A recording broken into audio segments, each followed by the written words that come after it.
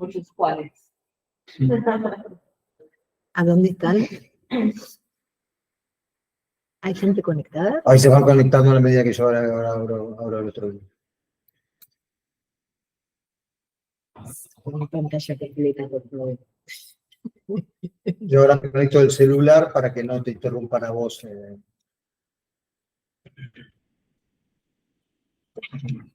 ¿Para qué? Para que me interrumpan. Cada uno que se va pidiendo conectar, yo le doy OK al celular. Ah, perfecto. Le doy OK al celular. Y esto voy haciendo clic, ¿no? Porque acá no lo estoy viendo. O con las flechitas. Ah, ¿no estás viendo? No. Sino con las No, no flechitas sé por por qué delante y está por viendo. detrás. Sí, pero igual mejor así veo mejor. Me dijo veo un poquito mejor. Pero ahí podés usar el mouse o... O la flechita, sí. La Sí, flechita. pero le decía en la pantalla. ¿Puedo decirme cuál? Sí.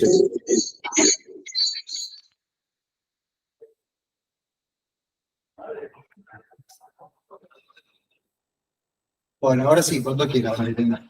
Bueno, buenas tardes a todos. Los que están acá ya están saludados y a los que están conectados.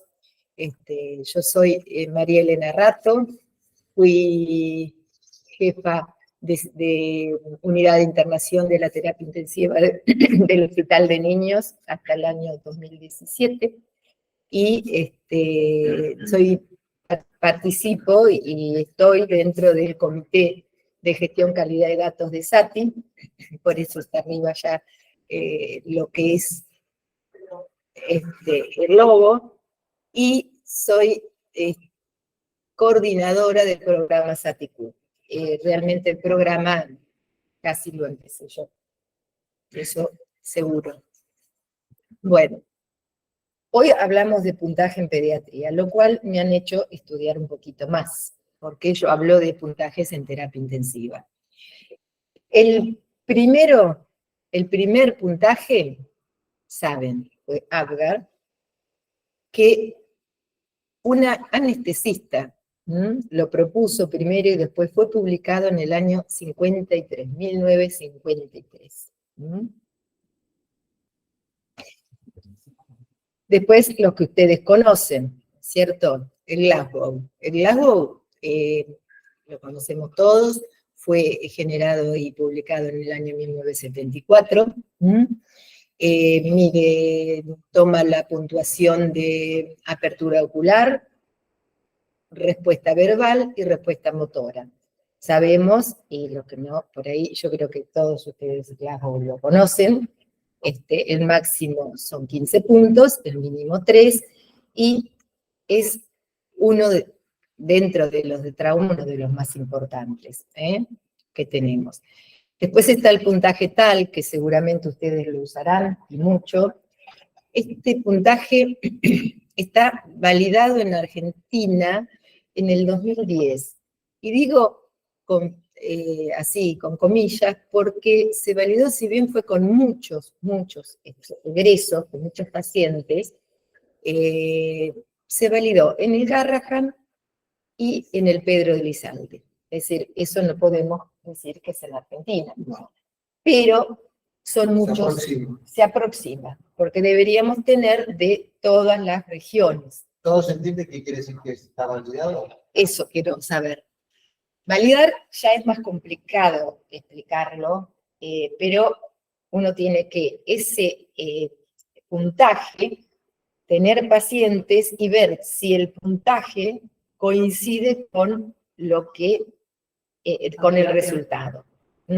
Se hace con la calibración y discriminación. Yo de eso no se los voy. No, bueno, pero la idea del concepto, porque viene también de discusión, las tablas, los percentilos, todo. Claro. Validar es si realmente si tiene validez externa y si realmente mide lo que dice Medicare. Y dentro de la población, porque no es lo mismo Garrahan que el hospital de Jujuy. No es lo mismo, ni de Misiones. Hay buenos hospitales o clínicas en muchos lugares, en distintos centros, pero tendría que tomar a todos. pero se usa. Sí. Un autor demuestra, o los autores demuestran en una población determinada, en una geografía determinada, que una herramienta es válida, Claro. que mide lo que dice medir. Ahora, después vos la llevas a otro lugar, Ahora, eso, sigue sucediendo. claro, eso lo vamos a ver en algunos otros.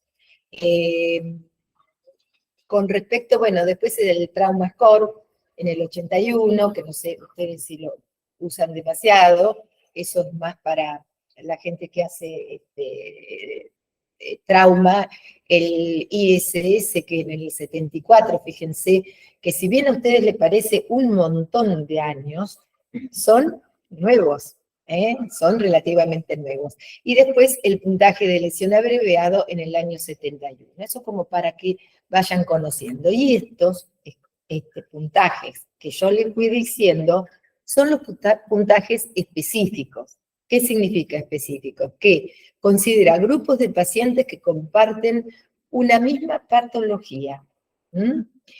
Toman en cuenta lo propio de esa enfermedad, no de otra.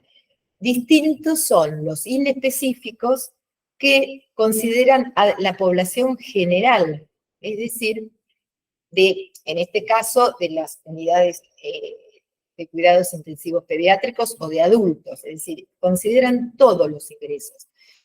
Y evalúa la respuesta fisiológica común, independientemente de la causa de ingreso. Estos son los puntajes pronósticos o riesgo de mortalidad. Bueno, acá yo creo que el único que conocen ustedes, a ver, díganme de eso, de lo que... Bueno, eso es lo que me molestaba mucho en todos los pediatras, que cuando iban a terapia conocían un puntaje de adultos, porque es un puntaje de adultos, publicado en 1981, que define la gravedad de la población adulta, pero no conocen ningún, así, de puntaje pediátrico de terapia intensiva. Entre eso tenemos nosotros. Bueno, perfecto, bien. ¿Lo tienen en el SATICU? Ah, bueno. Yo no traje lo del SATICU, pero eso es otra cosa. Bien, entonces, el primer puntaje pediátrico para predecir riesgo de mortalidad a partir de la gravedad de la enfermedad fue el índice de estabilidad fisiológica, que es el PSI, sus siglas en inglés. Esto era bastante engorroso hacerlo, muy largo, engorroso, y entonces en 1988 se publicó la gente de Estados Unidos, la gente de Pollack, el PRISM, que se tuvo que calibrar, se tuvo que actualizar, y terminó en el PRISM 4, que ahora después vamos a volver un poquito a esto, porque lo dejo ahí como para que lo vean, nada más. En el 97 se publica el PIM. Esto lo vamos a ver ahora, no sé si ya ahora, pero ¿por qué se generó el PIM? Después se tiene que actualizar, se tuvo que actualizar el PIM 2 y posteriormente al PIM 3. Acá nosotros en Argentina usamos PRISM mucho tiempo y PIM no lo usamos, muy pocas terapias lo usaron. Empezamos a usar el PIM 2 allá por el año 2009. Sí, 2009. Bueno, esto como para que quede, que lo vean. También hay programas online para poder medirlo. Entras a la Sí, página de la Asociación exacto, Argentina de Pediatría, la parte de SATICU, aparece la calculadora. Yo eso después, pues, eso cuando terminen les digo cómo voy, qué voy a hacer. Todo esto toma mucha más importancia en la medida que uno empieza a no ver solamente el paciente, sino empieza a ver Exacto. el sistema. ¿Sí? El sistema necesita medir. Si no mide, el paciente también requiere indicadores, por supuesto, ¿no? Sí, Pero si no el sistema mide, requiere medir. no tiene, Si vos no medís, no sabes. no sabes. Exactamente. Bueno, los puntajes de gravedad son escalas de riesgo que estiman la probabilidad de que un evento ocurra en grupos de pacientes que comparten similares características. Y es una herramienta para establecer parámetros objetivos de fácil manejo, tiene que ser, que esconden complejos modelos matemáticos. No puse el modelo matemático porque es complicadísimo. Lo pueden ver después, yo les voy a dar donde lo pueden encontrar. Uy, ¿por qué hizo esto? Ah, sí, perdón. Bueno, ¿qué respuestas posibles son para que lleguemos a un puntaje? Una es la que nosotros escuchamos y seguramente los más jóvenes también. En mi experiencia personal, ¿no es cierto? Bueno, lo escuchamos creo mucho más nosotros. Eso es subjetivo, porque tu experiencia, ¿qué es? Hay gente que sí tiene experiencia, pero se maneja de otra manera. Posteriormente las objetivas, que es el método científico-estadístico que nos da los puntajes, que es el válido, diríamos. Bueno, ¿por qué se generaron los scores? Los puntajes. Años diciendo scores. Los puntajes en terapia intensiva. Y por esto, por el aumento en número y complejidad de las unidades de terapia intensiva y el alto costo que tienen. Eso estimuló, por lo menos se decidieron, tuvieron la necesidad de evaluar su funcionamiento y efectividad. Todos ustedes que saben que la terapia intensiva, lo sabemos muy bien, es pero el costo es carísimo, más en la actualidad. Por eso, bueno, vamos a ver cómo después se van, por eso se modifican y se actualizan los puntajes. Bueno, porque nosotros tenemos que objetivar para evaluar cómo tratamos, que es lo que decía recién Juan. Cómo tratamos a las pacientes y justificar nuestro accionar en función de los resultados. Son herramientas para valorar y definir objetivamente la gravedad, que eso creo que ya lo repetí, pero hay que repetirlo, de la enfermedad al ingreso. Porque muchos te dicen, pero este paciente es más grave, sí, pero te lo da el puntaje. ¿Qué gravedad tiene? Que eso yo no lo traje hoy, porque me pareció que no sabía que estaban haciendo el Pinterest. Bueno, no importa, eso no pasa. Bueno, ¿qué pasa? El PRISM, que se publica en el año 81, había dicho, ¿no? Sí. No validó, es decir, no predijo acertadamente lo que decía hoy Juan, la mortalidad en poblaciones de pacientes en países demográficamente muy diferentes a poblaciones de pacientes de Europa y Estados Unidos. Si no, es muy difícil. No validaba, ni calibraba, no podíamos usarlo realmente. Lo usábamos porque era lo único que teníamos, y en realidad uno año a año tenía un resultado e iba sabiendo qué le estaba pasando. Ahora llegamos un poquito a esto. No discrimina la calidad de cuidado. Esto es algo muy importante, que no discriminaba la calidad de cuidados, el tratamiento que se le daba en las primeras 24 horas. Es decir, que si un paciente entraba y se lo trataba mal en esa terapia intensiva, el peor valor va a estar provocado por el mal tratamiento. Entonces, eso no lo discrimina. Y no tiene en cuenta si el paciente tiene alguna enfermedad de base, lo cual puede influir en su pronóstico. Entonces, no validó como un puntaje universal, no fue población ni institución independiente y necesitando ser recalibrado para algunos grupos.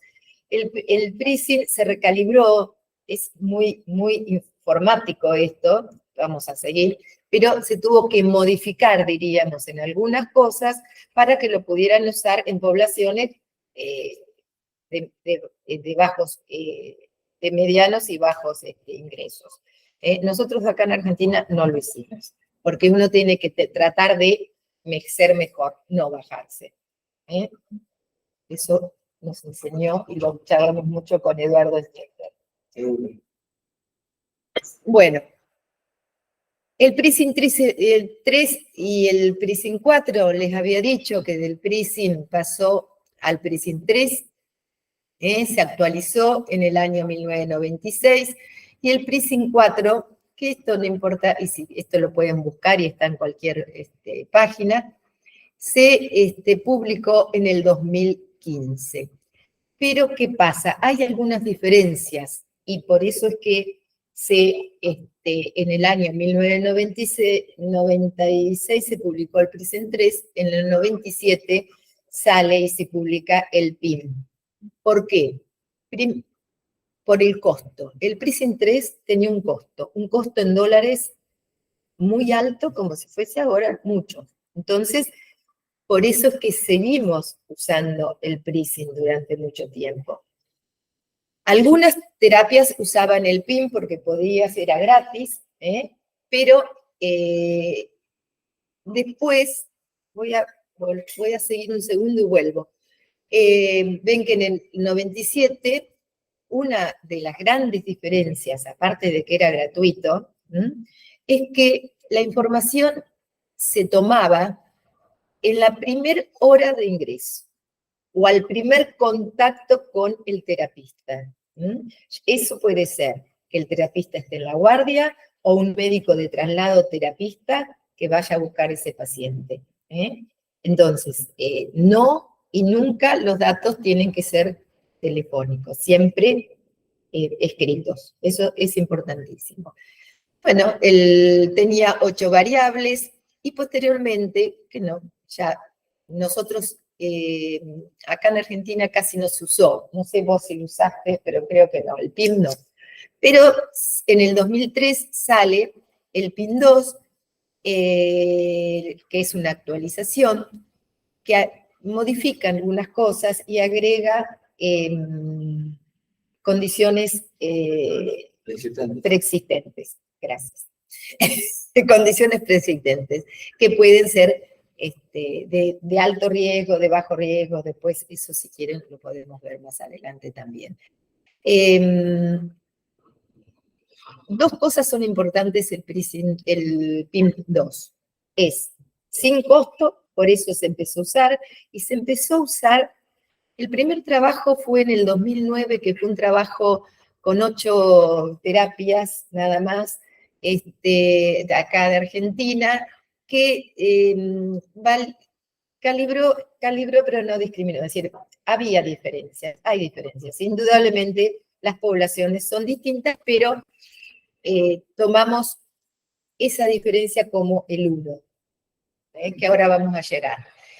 En el 2015 sale ¿ves? Acá no me salió me olvidé, el PIM 3, esto acá tiene que ir PIM 3, que en todos los cambios que hice, me quedó afuera, que fue validado en Latinoamérica por el grupo SATIQ, y que tiene, tomando 6.600 pacientes, y representa a las terapias y a las provincias, a las regiones más importantes. Participó el sur, participó Mendoza, toda la parte de Cuyo, participó el norte, ¿cómo es que se dice? Neo, todas las regiones participaron. Sí, exacto. Participaron todas las regiones. Entonces, fue validado en Argentina. Yo no sé si quedó acá, sí. El PIM 3. Fue el validado, el publicado en el 2015 y fue validado por nuestro grupo en el año 2018, por supuesto tomando datos anteriores, ¿no? Y representó a todas las regiones, como les decía recién. El PIM 3, fíjense la cantidad de pacientes que tomó, en Australia y Nueva Zelanda, el grupo ANSPIC, 53.112, bastantes pacientes como para decir que ese puntaje le servía. Acá, igual en la validación hace una conclusión para qué es más útil. Para exactamente. No sé rato que lo leí, pero... Sí, pero vamos a dejarlo ahí porque es más complicado. Esto es lo más difícil de que lo entiendan. El área de la curva bajo ROC, por ejemplo, tiene que estar por encima de 0,80 para que sea válido, para que sirva. Es decir, se va a morir, el que se muere el que se tiene que morir. Si te dice que se muere, eso yo lo tengo explicado en otra clase, muy así simple. Y después, la adecuada calibración en los distintos niveles de riesgo. Lo clasifican en distintos niveles de riesgo, de 0 a 5 y así, y ven cuál es la mortalidad real y cuál es la predicha. Eso ahora llegó. No fue fácil armarla, ¿eh? No. Otro de los puntajes es el síndrome de falla multiorgánica en pediatría. En el año 1988 se describe, es la descripción inicial por el grupo de francés. En el 1999, bueno, se le da un enfoque conceptual, se publicó, que tiene 6 sistemas y 12 variables. Yo acá lo único que me interesa es que ustedes sepan que existe. Pero con el pelo para la sepsis hay todavía una discusión y se está por ver, están haciendo un trabajo a ver si pueden validar otro que es el SOFA-P. Todavía para sepsis no hay un, para sepsis, para fallo multiorgánico pediátrico, no hay definido qué puntaje usar definitivamente, porque algunos usan el SOFA-P, pero yo vi el trabajo, yo solamente no, sino que vimos varios que hacemos esto, y hacen la calibración y no la discriminación. Entonces, no. La sepsis es una de las enfermedades que más preocupan actualmente en el mundo, los millones de personas de todas las edades, de neonatos a gerontes que mueren por sepsis. En general yo le decía una cosa a Perse, que fue en la terapia, que se parecieron que dicen que las casas del zoológico, ¿no? Le cobra al que ya paga. Por eso tiene poca gracia. Es como ir a casa de animales dentro del zoológico. Estas cosas se hablan entre terapistas, pero en realidad los que marcan el pronóstico son los pediatras generales. Exacto. Los que manejan bien la genética precocemente de la sepsis y la manejan inicialmente bien es el pediatra, no es el intensivista. El intensivista debe llegar al paciente después, en general. ¿Sí? Entonces, es importante verlo. Y la sepsis es una de las patologías que más se está trabajando para tratar de subclasificar, no, para verificar, sí, para subclasificar, para ver que todos los pacientes no son iguales y que hay distintos fenotipos de los pacientes. Por eso es importante tener herramientas para identificar que esta es una sepsis, pero en realidad son pacientes distintos y requieren distinto tratamiento. Exactamente. De todas maneras, tenemos algunas cosas que nos faltan y estamos bastante lejos, como encontrar el agua, cómo medir el agua pulmonar. Bueno, sepsis, pero eso es cierto que la sepsis es para el pediatra general, es decir, ver cómo está el relleno capilar. Bueno, de eso yo no nombré nada, pero sí, si hay alguien de infecto que le hable de sepsis, le va a hablar cuál es, que haga pediatría. Roberto le va a hablar, Roberto Jabornicki. Dios. Por Google. Los va a dejar tu vídeo. Ay, sí, por favor, prepárense. Bueno, eso, Roberto te manda trabajo. Pero bueno, es un referente. Sí, un referente también es Adriana Borgoña, también, que ahora se está dedicando un poco a otra cosa, pero sí es referente. Referente es Gustavo González, del Niños de Buenos Aires. Claro. ¿Cómo? Y el militar. El militar, sí. Y bueno, Pero bueno, ahora salió un artículo, yo Sí. mucho lo mandé, de Lancet, sobre Sí. la sepsis globalmente, Sí, y Roberto es uno de los pero- autores. pero ¿Hola?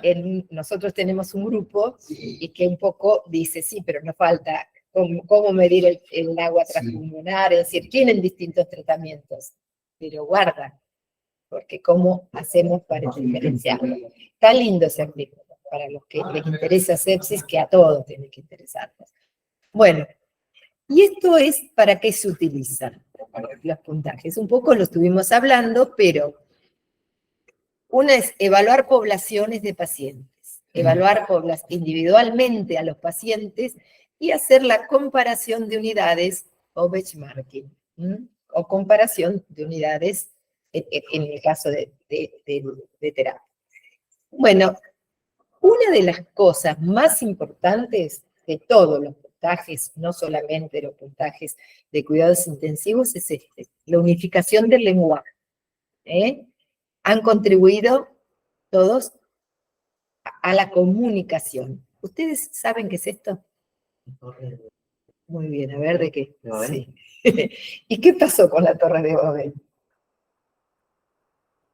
Un castigo, ese es mitológico, no sé, es un castigo de Dios porque los habitantes de esa zona querían hacer una torre y llegar al cielo y encontrarse con Dios. Entonces los castigó y les cambió el idioma a todos y no se podían entender. Todos hablaban distintos idiomas. Todos distintos idiomas. Entonces, esto es uno de los, todos son los que te dicen siempre y cuando se tome bien el dato. Pero la unificación del lenguaje es algo muy importante. Bueno, también para clasificación y estratificación de poblaciones, agrupamos a los pacientes por riesgos. Acá tenemos todo lo más. Los grupos son comparables, algo muy importante. El seguimiento se completó, los resultados son válidos, se randomizó, bueno, el resto del tratamiento fue igual. Todas esas cosas se usan para, es decir, esto se tiene que tener en cuenta y se clasifican a las poblaciones. ¿Se entiende esto, no? Sí. Bueno, por eso es que en la estratificación por riesgo se convierte en una de las fortalezas de los puntajes fisiológicos, independientemente de la validación, que la validación sea adecuada acá. Porque al revisar revistas de medicina, nosotros principalmente de terapia, encontramos que la mayoría de los trabajos clínicos utilizan algún puntaje con este fin. Cuando hablan de Glasgow, cuando la mayoría, el 80% tenía yo en una época, probablemente más. Esto. ¿Ustedes recuerdan esto? Cuando se publicó el libro Errar es humano en Estados Unidos. Fue un informe alarmante, para seguridad del paciente y vigilancia del error. Fue alarmante. Llegaron a la conclusión que aproximadamente entre 44.000 y 98.000 personas mueren por año a causa de eventos adversos y errores. Y no errores, no, como se dice, no errores a propósito, no me sale el nombre. No son mala praxis, exactamente eso quería decir. No por mala praxis, sino porque errar es humano. Entonces, es decir, con los puntajes permiten la identificación de pacientes pasibles de ser analizados para la detección de errores. Hay varios trabajos y hay un trabajo argentino que lo hizo la gente del Posadas, junto con la Academia Nacional de Medicina, en que, revisando historias clínicas, encontraron cuáles pacientes podrían haber sido provocados por errores. Y si agarramos nuestras historias clínicas, bien lo fueron. Así que es importante también para seguridad del paciente. Ese es otro tema, un gran tema que me encanta, que lo trabajé mucho, que bueno, ya ahora no estoy en el hospital. Bueno, y evaluar individualmente a pacientes, criterio de inclusión y exclusión de protocolos, inclusión de normas y algoritmos, ingreso o permanencia en la unidad, pero algo muy importante es esto, no permite tomar decisiones sobre limitación de soporte vital, de ninguna manera. Eso es otro tema. Y comparación o benchmarking. El propósito del benchmarking es el mejoramiento de las organizaciones. Su origen, ¿dónde se ubica? En las empresas industriales o en los negocios. Y el concepto se ha trasladado indudablemente al ámbito de la salud como estrategia de mejora de la calidad de atención. Eso viene desde los años 90 y de la industria. Eso es llevado A la- a nivel macro, a lo que siempre hablamos, la necesidad de medir, y de medir hay que compararlo con un patrón de referencia. Exactamente. Si no, yo les pido, bueno, presión arterial 90-60, ahora ¿cuánto tendría que tener? ¿En qué percentilo lo deja? ¿Y cuánto debería Exactamente. tener? Si no, ¿qué frecuencia respiratoria tiene? 40. Bueno, ¿cuánto tendría que tener para la edad? Bueno, cuando vos analizás la institución o el sistema, lo mismo, tenés que comparar con algo de referencia. Entonces, comparando con este marco de referencia, el comparar nuestros resultados, en este caso de terapia intensiva, pero puede ser también, por ejemplo, en una clínica, en un hospital, en una sala, nosotros queremos saber cuántos catéteres se usan por año, porque tenemos que pedirlo, y si no los tenemos, no tenemos el dato, no vamos a saber o pedimos de más o pedimos de menos. Esto es importante, y esto es el estándar más utilizado para comparar la performance y calidad de las unidades de cuidados intensivos pediátricos y de adultos también, es la tasa de mortalidad estandarizada, USMR o RME, que es razón de mortalidad estandarizada. Esto es la mortalidad real dividido la mortalidad esperada. Esto nos va a dar un cociente, es decir, nosotros la real la tenemos, es indudable, no puede ser porque aparte es lo más exacto que hay. Se te murió, no hay otra. Y la mortalidad predicha o esperada por el puntaje que estemos usando. Debería ser 1 para decir que estamos perfectos, que estamos trabajando divino. Si es mayor a 1, si es mayor de 1, la mayor mortalidad sería mayor que la esperada, es decir, no estamos trabajando tan bien. Y si es menor, estaríamos trabajando, pero más que bien, que no. ¿Se entiende esto? ¿Se entiende? Esto es importante. Cuando yo digo que la terapia A tiene una mortalidad del espera que ya 5, llegó. Sí. Sí. ¿Cómo evaluamos los resultados? La mortalidad real. La terapia A tiene una mortalidad del 3%. La B, una mortalidad del 7%. ¿Qué unidad es mejor? ¿Por qué? ¿Cuál es la esperada? Exactamente. En la validación que se hizo acá en Argentina, la última del PIN3, tuvimos una validación, la tasa de mortalidad estandarizada fue de 1.26, si no me equivoco. Lo hice todo, mi memoria a veces falla. De 1.26. ¿Qué podemos decir? Pero discriminaba bien. La curva bajo ROC estaba bien, estaba por encima del 80%. Creo que estaba 88, una cosa así. Discriminaba bien. Entonces, nosotros tenemos que ver que nuestro 1, tratar de bajarlo a ese 1.26. De todas maneras, como representa toda la Argentina, lo vamos a tomar como el 1, pero lo estamos bajando. Por los valores que tenemos de SATIQ, estamos bajando por lo menos el año pasado.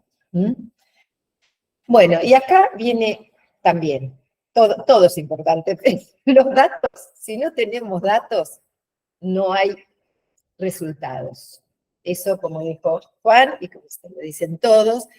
¿Y cómo aseguramos su calidad? ¿Cómo los obtenemos? Bueno, acá tenemos esto, la organización gestionada por datos, que esto viene de la industria también, pero a nosotros nos llegó un poquito más tarde. Y tenemos que tener la cultura de utilización de los datos. Los datos no es algo banal, no es algo que se toma porque sí. En la historia clínica a veces nosotros se necesita la presión arterial sistólica, ¿no es cierto? Más de una vez te ponen la tensión arterial media como que es lo más importante. Bueno, es así. Pongamos, es decir, miremos un poquito esto, y ahora vamos a ver.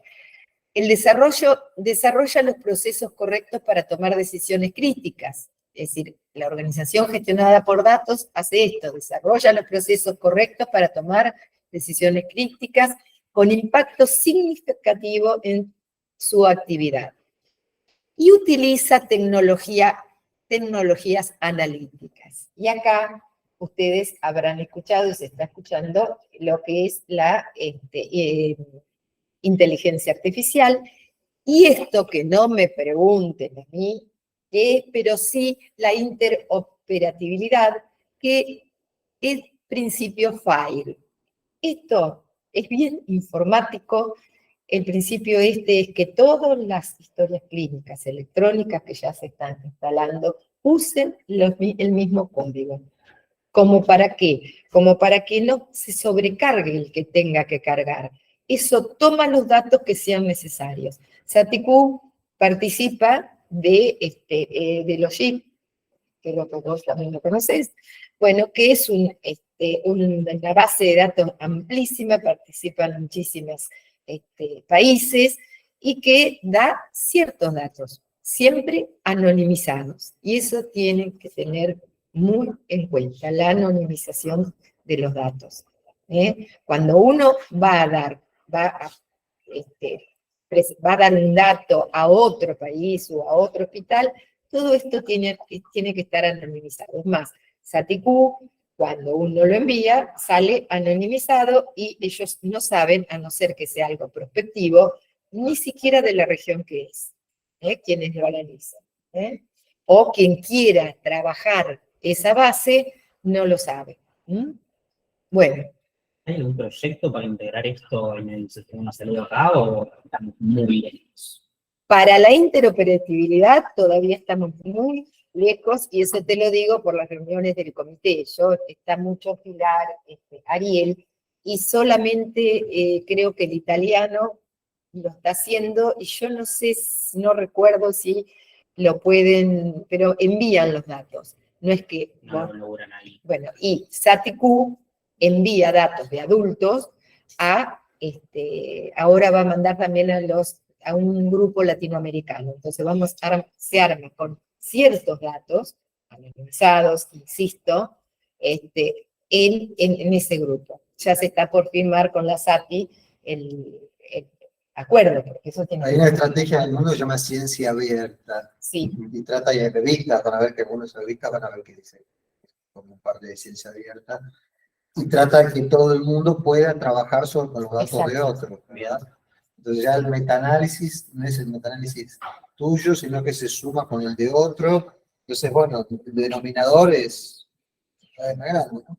¿Vos tenés, sí, de la página del Logit para entrar como... Bueno, yo no entrar, pero sí les voy a mandar por ahí datos de, por ejemplo, la mortalidad durante la pandemia, la edad promedio de los muertos en terapia intensiva nuestros fue más baja que en el mundo entero.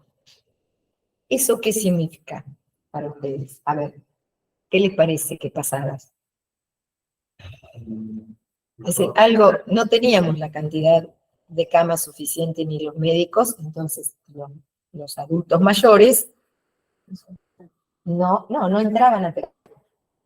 Sí, tampoco se ventilaban. No se ventilaban, Sí. no te escuché lo que había dicho. No ingresaban a terapia. Tampoco los que tenían condiciones, había que elegir. Había que elegir. Y es lo que uno piensa, ¿no? Porque los demás, la mortalidad de los pacientes, la edad era más alta. Eso lo mandó hace un tiempo Pilar. Pero bueno.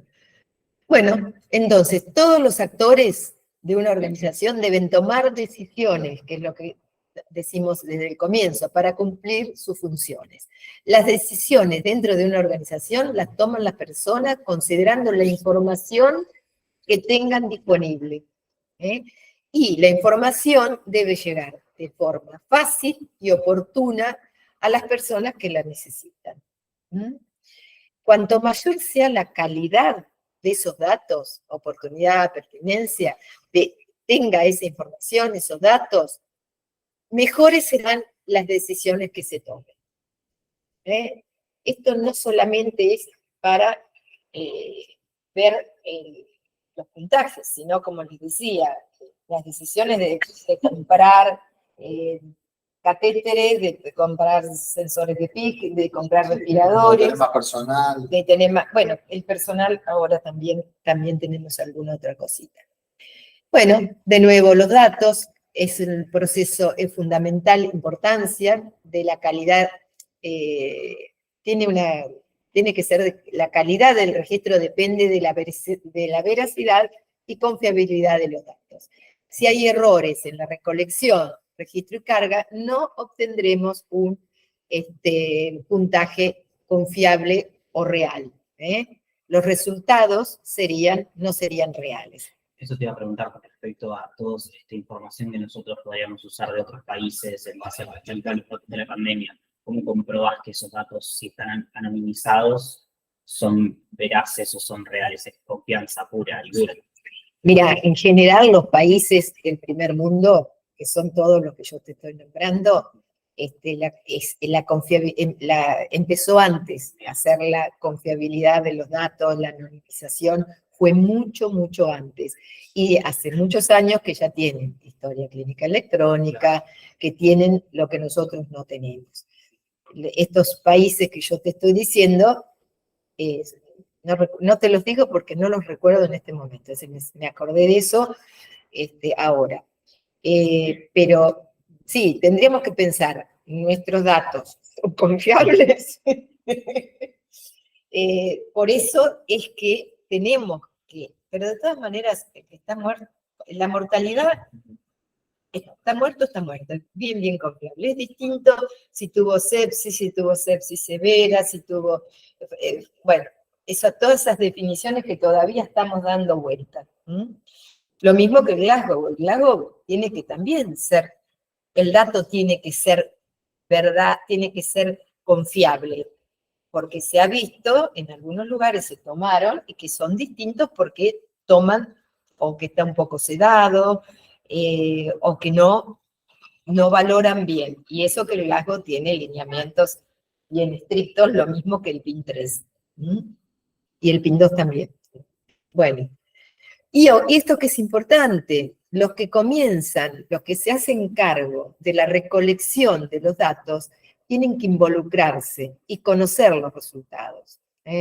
Por eso, si ustedes cargan PIN 3 o hay alguien que carga PIN 3, ver el resultado. Cuando fin de año, vos le mandás a Sati, ¿no?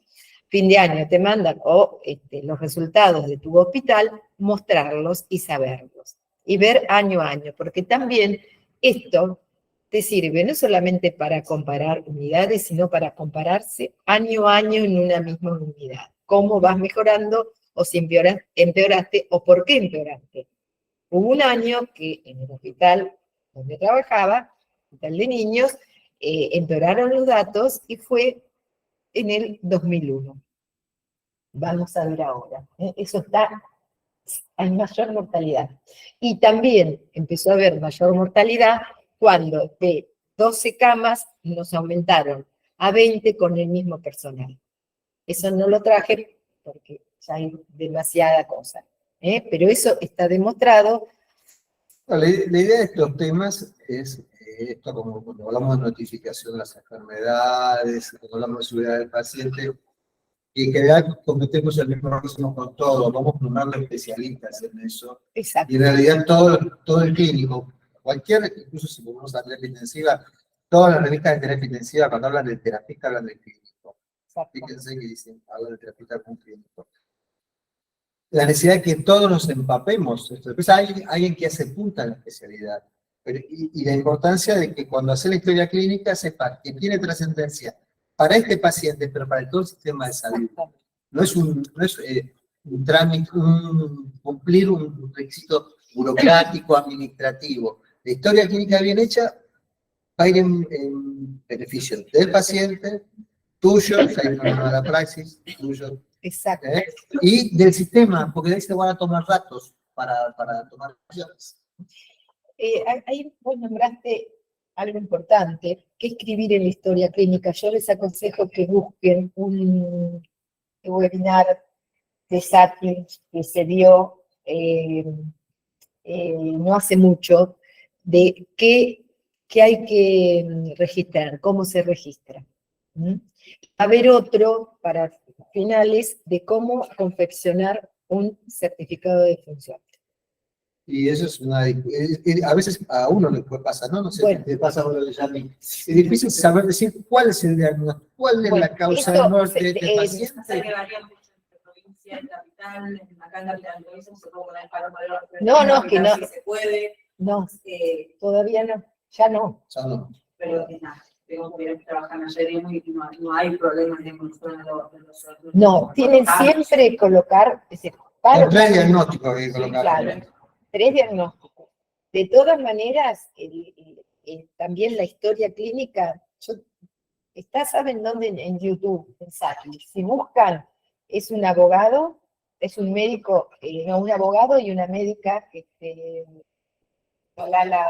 Pero el tema es saber cómo jerarquizar qué es lo que muere el paciente. El paciente tiene un síndrome genético, muere del síndrome genético, muere de la intercurrencia que está teniendo. Exacto. Sí, Finita, la doctora Fink, que era una hematóloga que estaba en el hospital hace muchos años, decía en broma, ningún paciente se nos muere de leucemia, o se muere de infección, o se muere de sangrado.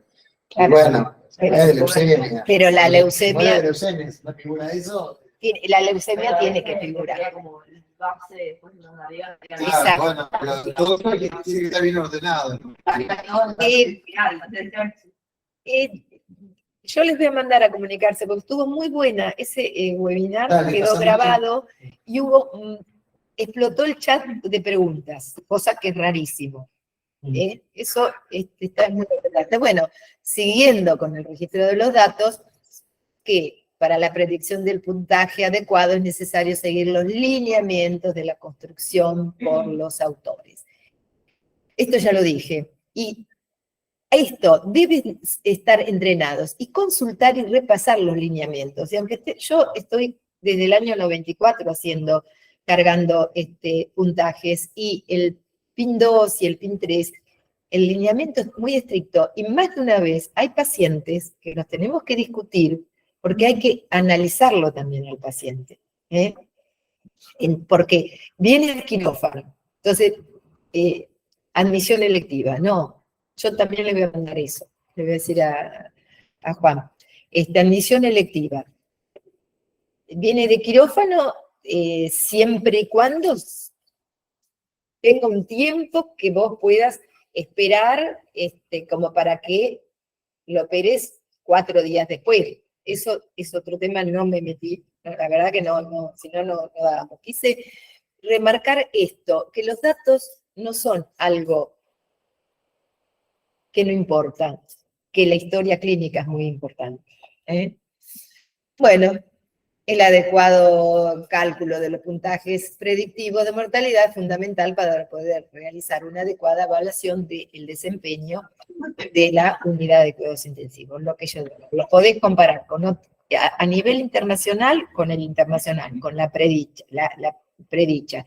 A nivel nacional, que es lo que mandamos nosotros al SATIQ, que hay casi un 80% de las terapias que mandan sus datos, y en el tiempo en nuestra unidad. Bueno, esto es el ciclo de vida de los datos de registro. Tenés una recolección, set de datos mínimos, diccionario, ingreso de la base local, almacenamiento local, va encriptado y anonimizado, esto es copia Pilar, procedimiento central, procesamiento central, análisis y almacenamiento central. Esto es lo que sería el ciclo de vida de los datos en los registros. Esto es bien de informática, bien de informática. Pero me pareció importante que ustedes tengan no solamente el ciclo de mejora continua, sino que tengan el ciclo de los datos. Que esto, acá viene el ciclo de mejora continua.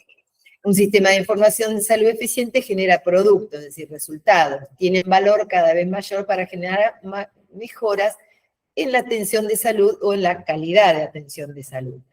Y es el ciclo de mejora continua de medición de resultados tenemos, si tenemos datos, obviamente, tenemos que compararnos, análisis de procesos, identificación de la oportunidad de mejora, porque uno tiene que ir mejorando de a poco, no podemos mejorar todo junto, planeamiento de la intervención y nuevamente medición de resultados. Esto al principio era hacer, eran 4, ahora hay de 7, hay todo esto, pero esto es el ciclo de mejora continua que debemos hacerlo continuamente. No sé cuántos lo hacen. Y no podemos decidir, bueno, nos va mal acá, tratar de mejorar 10 cosas. No, mejoremos de a uno y el más relevante, diríamos. Ejemplo, no sé, si tenemos infecciones urinarias, bueno, tratemos de hacer un ciclo de mejora con infecciones urinarias, de catéteres, todo lo que sea las infecciones asociadas a dispositivos. Bueno, ¿cómo debería ser el registro? ¿Qué les parece? ¿Prospectivo, retrospectivo?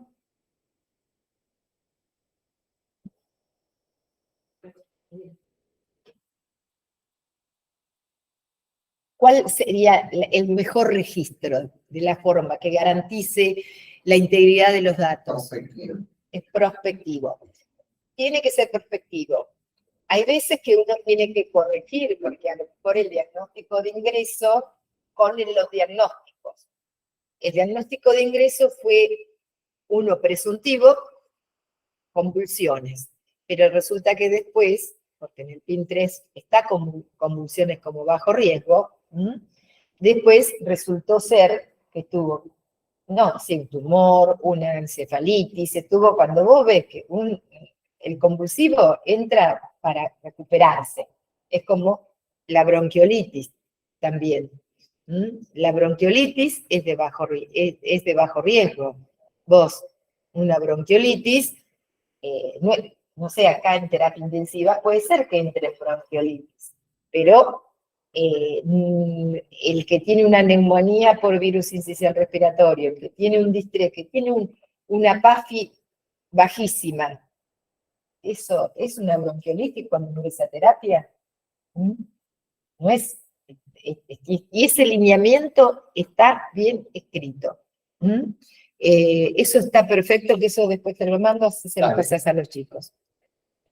Bueno, esto está chiquitito, no lo voy a leer, pero esto es la resolución ministerial del 2014 de adultos y de pediatría, qué registro deben tener, que ahora en adultos se está trabajando para modificarlo.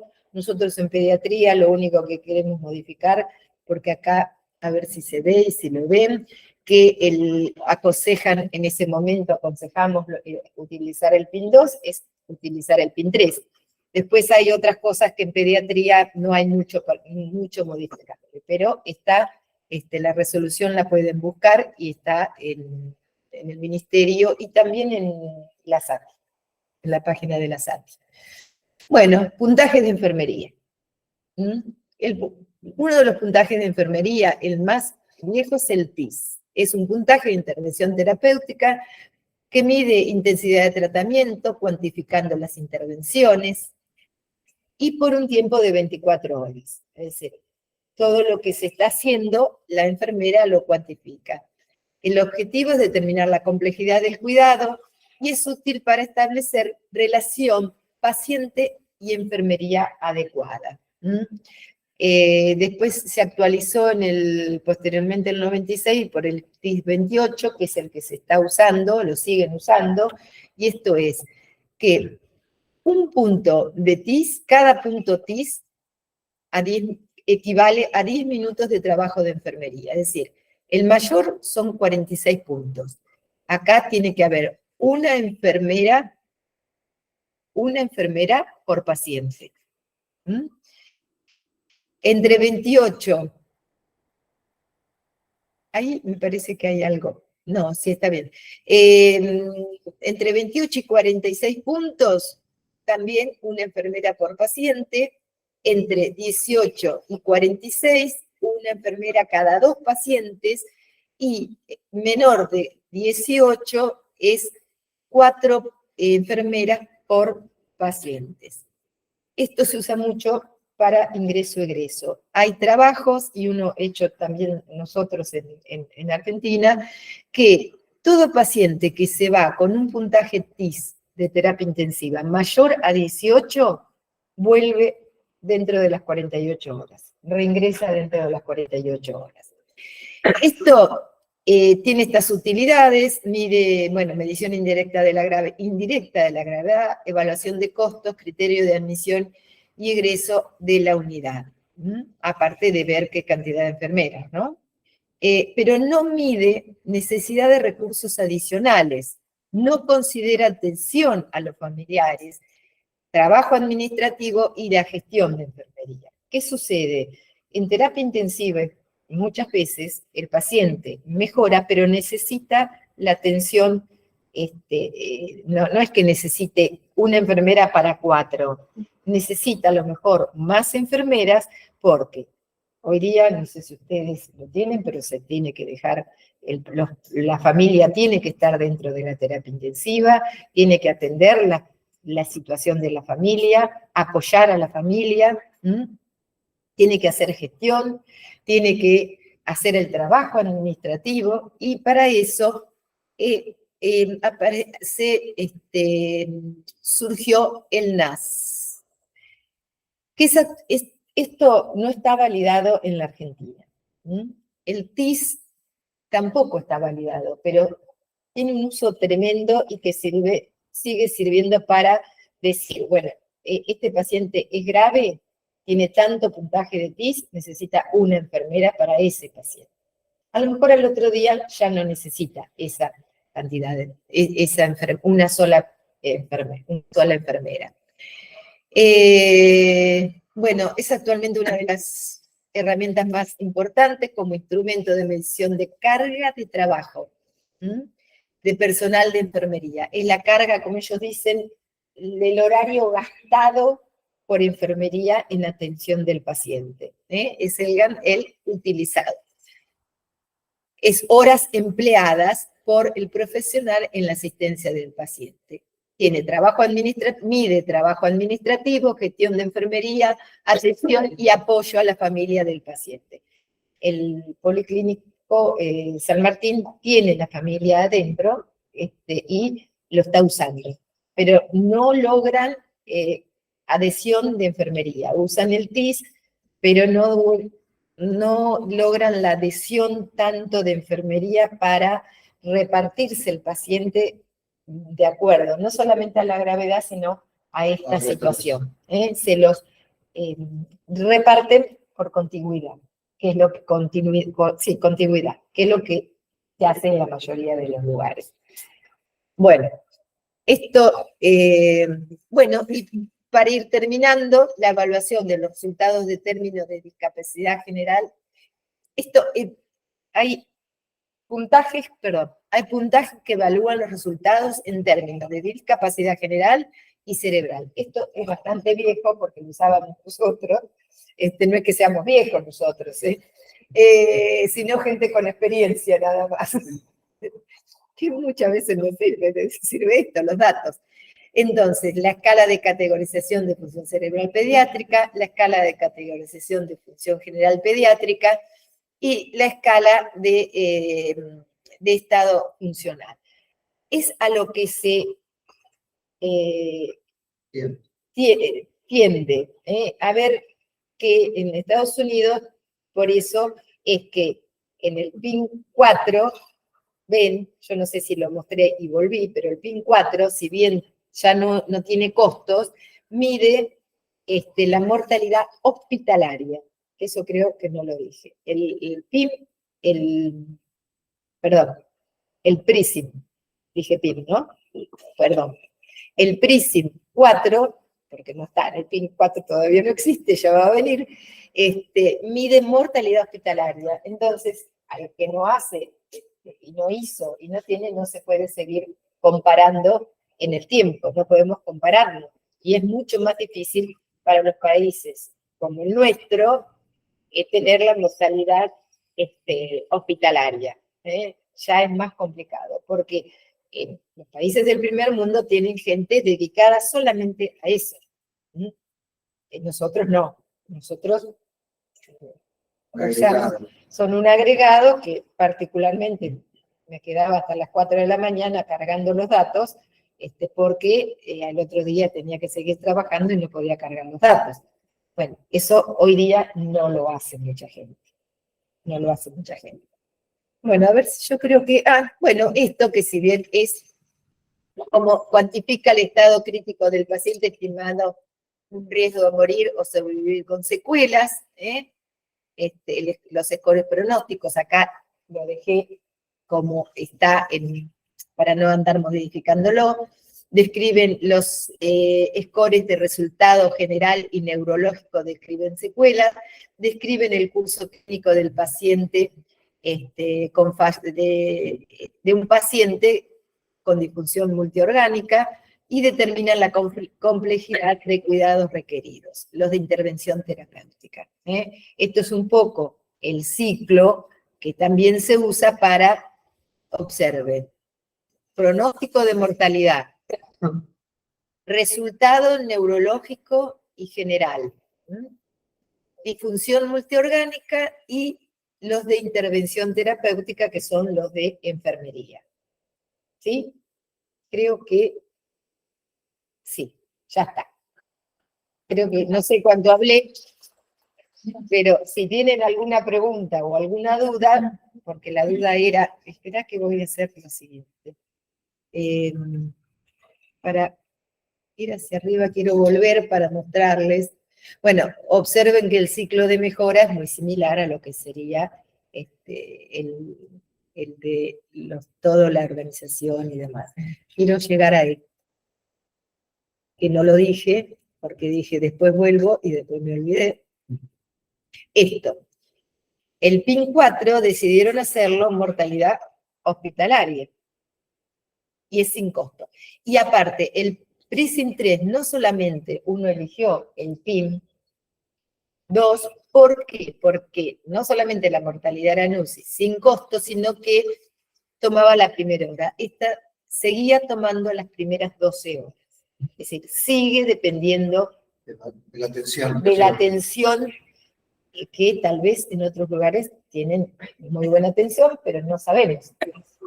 Eso no lo sabemos y, bueno, como no sé si tienen alguna pregunta, alguna duda que podamos, porque Juan de esto sabe bastante. Yo tengo una pregunta. Sí. Para la utilización de los scores, estuvimos hablando, ¿necesitamos algún aval, o cada institución necesita algún aval de sociedades científicas para utilizarlo? No. No, lo único, no. No, el que decide es el jefe, el del área, el director, el jefe del área, de que sea. Y vos tenés la mayoría, yo no recuerdo los scores de los scores de resultados, si tiene libre. ¿Vos sabés? No, Tendría que preguntarle a Pilar. Esas cosas claro. ya las dejé de lado, pero sí tienen ustedes el TIS, lo buscan y lo encuentran. El NAS hay que validar antes de empezar a usar. Acá, una de las enfermeras jefas tienen residencia, ellos, por suerte, residencia de enfermería, y es jefe de enfermería, de terapia, muy bien preparada, usa el NAS, pero y hay otras unidades, pero no son todas, porque es un trabajo adicional cargar esos datos. Y la enfermera del hospital que cobra 2 pesos por los médicos, no. Nosotros, por suerte, emparentado a esto, ahora parece que tenemos enfermera de control de infecciones, estamos enrolados con el comité de control de infecciones con Mar del Plata, con Programa Vida, ¿sí? Con el programa de uso racional de antibióticos. Pero bueno, cuesta, primero porque los médicos en general creemos que la medicina es solamente el contacto con el paciente. Y los terapeutas lo único que quieren es intubar y poner vías. Bueno. ¿O no? Sí, invadida. Hay una época de la vida. Hay una época de la vida. Hay una No, época empieza a de la alejar, vida. la doctora de a poquito que sabe. Es una evolución. Es una evolución, pero tienen que conocerlo, porque terapia intensiva de niños, del hospital de niños, hay en muchísimas unidades, en distintas unidades, jefes de servicio de terapia intensiva. Pasaron por el GOICA. Que fueron residentes nuestros. Todos cargan ExaTQ y hacen los puntajes. O sea, que tienen que acompañar la institución, ¿verdad? Obvio que sí. Creo que no hay muchos que no lo hagan. Paulita, no sé si la conoce, Paula, en Mar del Plata se queda ella, o hacía yo. Pero es un trabajo. No es un trabajo tremendo. La verdad es que hay gente que puede hacerlo, que puede disponer no trabajar en la terapia intensiva activamente, como lo que asumí, que yo tuve que dejar de trabajar en la terapia intensiva, peor, dar informes tuve que dar, así que ahí fue peor todavía, comunicar, que es otro tema importante, saber comunicar en comunicación. Y muchas terapias grandes del mundo tienen una persona solamente dedicada a eso. La jefa, Margarita, que si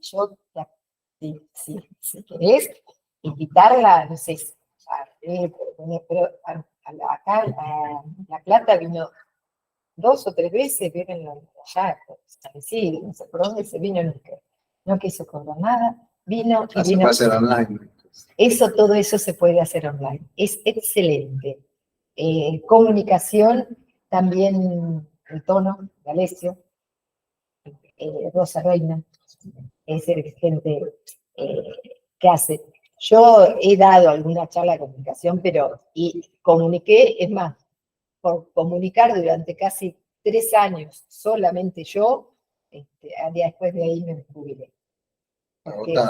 Porque eso agota. Eso agota. Saber comunicar también es muy importante. Margarita, yo aprendí de ella un montón, más que de tono. Bueno, no sé. Bueno, muy bien. Te liberamos. Bueno. Excelente. Muchas gracias. Espero que no los haya aburrido. No. Recuérdenle que les mando el instructivo para el Pinterest. Dale. Ustedes hacen no de ¿Cómo el terapia. instructivo para Pinterest? Sí, pero eso lo tenemos. ¿Lo tenés? Sí. Bien. Eso está en la página de Sartres. Sí, tenés razón, está en la página de Sartres. No, porque iba a decir algo de los... ¿Hacen el curso superior? ¿Hacen la gente de terapia? Todavía nosotros la residencia, acá todo esto es pediatría. Todo es pediatría. Cuando haya residente de terapia, hagan el curso superior. Todo eso. Es pediatría. Bueno, no sé si no los aburrimos. No, para nada. Porque, no, es un tema, no saben lo que me costó, porque yo tengo las charlas armadas desde el año no sé cuánto, pero Siempre para terapia. siempre para terapia, entonces, no es, y últimamente estamos dando más sobre datos. Vos sabés quién es el que más aprende con hacer una actividad, ¿no? El que la prepara. Eso está demostrado. ¿Es a mí? La persona que más aprende. Ah, La que sí, prepara la actividad. claro que sí, porque tenés que andar Aunque ella buscando. sepa, pues, Sí, porque, por ejemplo, a ver, yo digo, yo sabía que era el primero, pero ¿cuándo, miércoles? Chao, ¿cuándo se publicó? ¿Qué? Tuve que Ya médica de repasar. planta en el hospital, tal fin de semana, conocí en el hospital. Bueno, chicos, un gusto. Bueno, María Elena, te agradecemos un montón, sabemos que es un esfuerzo. Aprendí